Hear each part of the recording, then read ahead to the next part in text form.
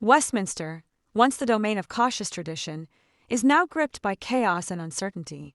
Just months after Keir Starmer's historic landslide, the public's mood has shifted from hope to disillusionment. The Labour leader, who swept into Downing Street on a platform of renewal, is now fighting for survival as his government fractures and his promises unravel. Meanwhile, a familiar figure circles, waiting to pounce. Nigel Farage, the insurgent force behind Reform UK, is rewriting the rules and shaking the establishment to its core. It all began with such promise. After more than a decade of conservative rule, voters embraced Starmer's vision. He promised to fix the crumbling NHS and illegal channel crossings, grow the economy, and protect working people from new taxes. For a brief moment, it seemed the country had turned a page. But the euphoria was short-lived.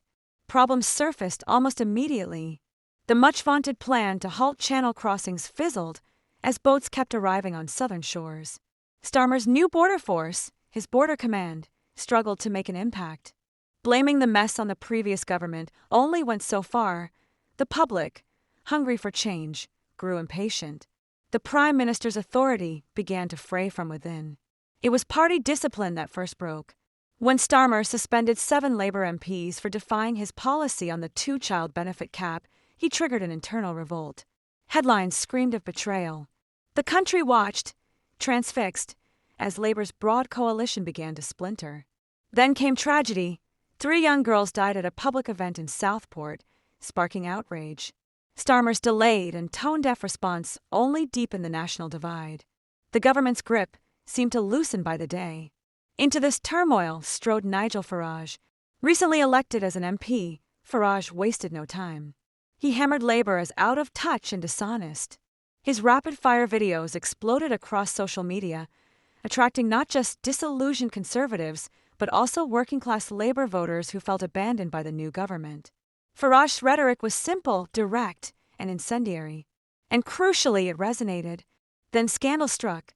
News broke that Starmer had accepted over £100,000 in luxury gifts and tickets since taking office. The optics were disastrous. For many, it was a symbol of a government already costed from real-world struggles. The opposition branded it Free Geargate. Worse followed. With the country facing a staggering £22 billion budget hole, Labour axed winter fuel payments for pensioners. Starmer's promise not to raise taxes on ordinary people evaporated as he hiked national insurance, breaking his flagship pledge. Public trust collapsed.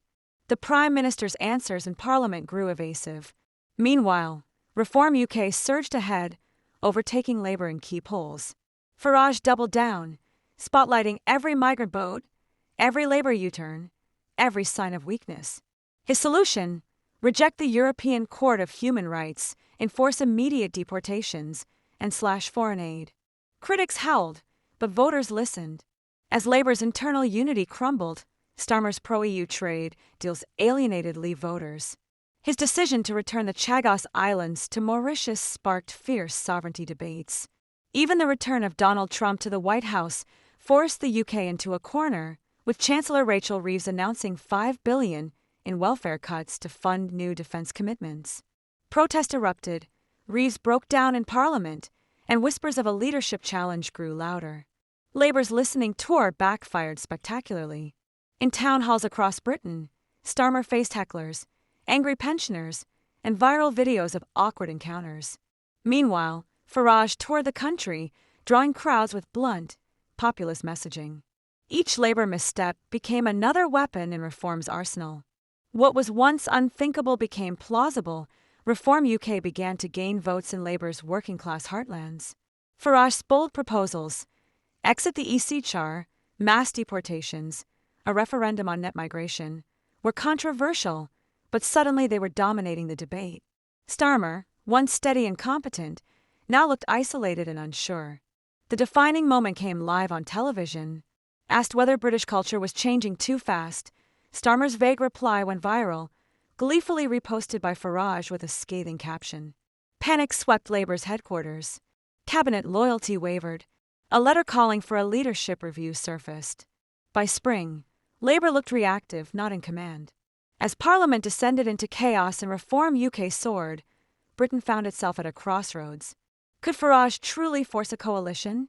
Might he even become Prime Minister? Analysts argued, voters watched, and the stakes felt higher than ever. Keir Starmer, once the man who ended Conservative rule, now seemed like a leader besieged, aging in office, uncertain, and struggling to hold both party and country together. The only certainty, the next chapter promises even more turbulence. And Britain, riveted, cannot look away.